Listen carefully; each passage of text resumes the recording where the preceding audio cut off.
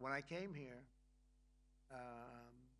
I came here because it was something I'm supposed to be doing, but I left here a little bit differently. I said, I watched the heads of these countries get up, and the love and the passion that they showed for their country was unbelievable. I've never seen quite anything like it. They want to protect their country, and they need the United States. And without the United States, it's not going to be the same. And you can ask Mark, or you can ask any of the people that were there. It was really moving to see it. They love their country. They were so respectful of me because I'm the head of the United States. And I made, you know, the King of Saudi Arabia, when I was in the Middle East, so I was in Qatar for a different reason, not a reason to get shot at. We were in there for economic development reasons, Qatar, UAE, and Saudi Arabia. All three leaders of those countries, and we took back $5.1 trillion into the United States. All three leaders said, you know, you're presiding over the hottest country in the world. The United States right now is the hottest. Everybody wants to be there. Everybody wants a piece of it. He said, a year ago, your country was dead. You had a deadhead running it. You had a country that was dead, and it was dead. You had people pouring through the borders. You had inflation. You had everything. He said, you've made it in 5 months at that time.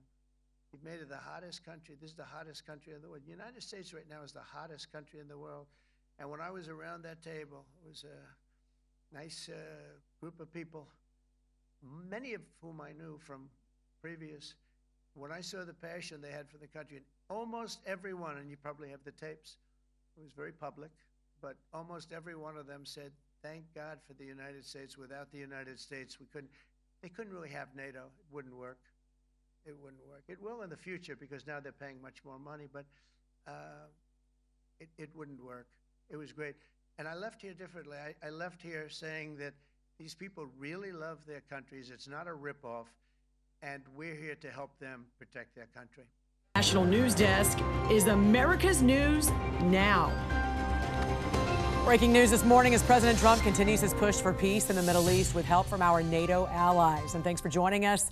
I'm Jan Jeffcoat. It's Wednesday, June 25th. President Trump and the Netherlands right now talking with world leaders after they agreed to increase defense spending. Mark Boyle, following all the latest from the live desk. Mark, Trump set to speak in just a few moments. You see him walking out. We already heard from him earlier this morning. He said the U.S. military strikes were a success and did stop Iran's nuclear weapon ambitions. He was with Defense Secretary Hegseth and Secretary Marco Rubio, Jan. They were talking about the strikes in Iran were successful, no question, hard stop. The president confirming that this morning, just a short time ago. We carried that live about 30 minutes ago. Now, all this despite both Israel and Iran accusing each other of violating this ceasefire agreement. Yesterday's attack spurred a harsh reaction from the president, who again is in the Netherlands right now for the NATO summit. Some new video into the live desk we can show you right now.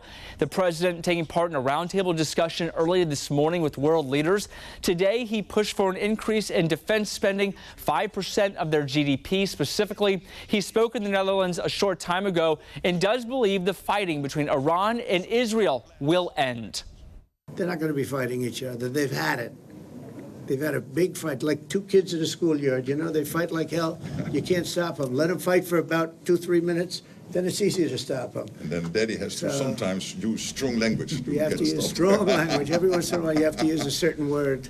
And turning to a couple live pictures for you this morning. First, the Western Wall in Jerusalem, and then Capitol Hill here to my left this morning. And this is where congressional leaders are going to have classified briefings of the escalating conflict. They've been postponed, but it's going to happen this week. The House and Senate separate briefings. We'll start with the House and then the Senate. And the Director of National Intelligence, Tulsi Gabbard, she's going to be giving that. CIA Director John Ratcliffe and also Joint Chiefs Chair Dan Kane. The Senate briefing set for tomorrow. The House will be scheduled for Friday.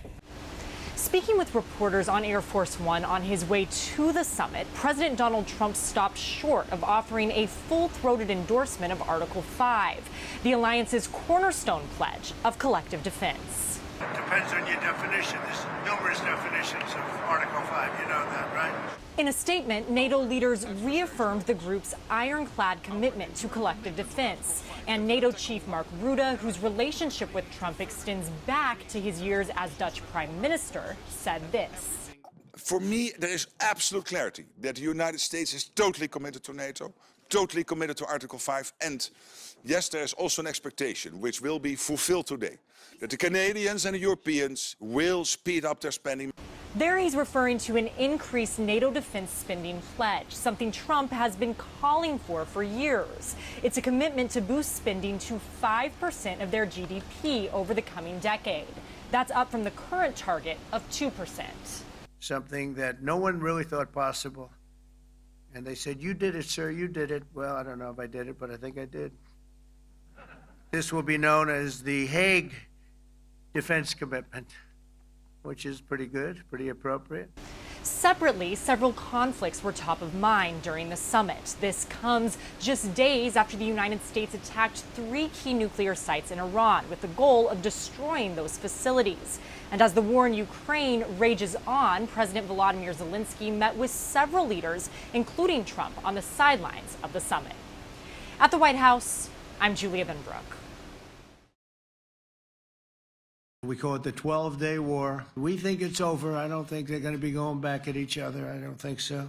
President Donald Trump projecting confidence that Israel and Iran's ceasefire will hold and that targeted U.S. strikes successfully destroyed Iran's nuclear capabilities. We assess that the American strikes on Iran's nuclear facilities has set back Iran's ability to develop nuclear weapons for many years to come.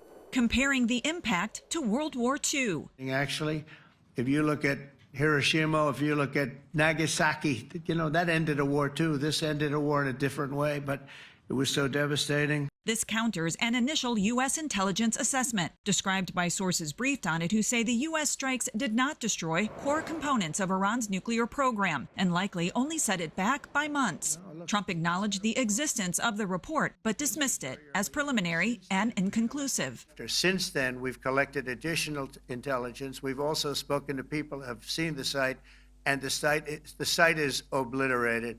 And we think everything nuclear is down there. They didn't take it out. On Capitol Hill, agreement runs largely along partisan lines. Donald Trump has a long history of distorting and putting his own take on U.S. intelligence assessments, regardless of what it actually says. So you have the Iranians that are saying, look, we want to negotiate peace now. Obviously, we impacted their facilities. Trump confirmed today the U.S. will meet with Iran next week about a potential nuclear agreement, but has repeatedly said he doesn't feel that formality is necessary. I'm Laura Aguirre reporting.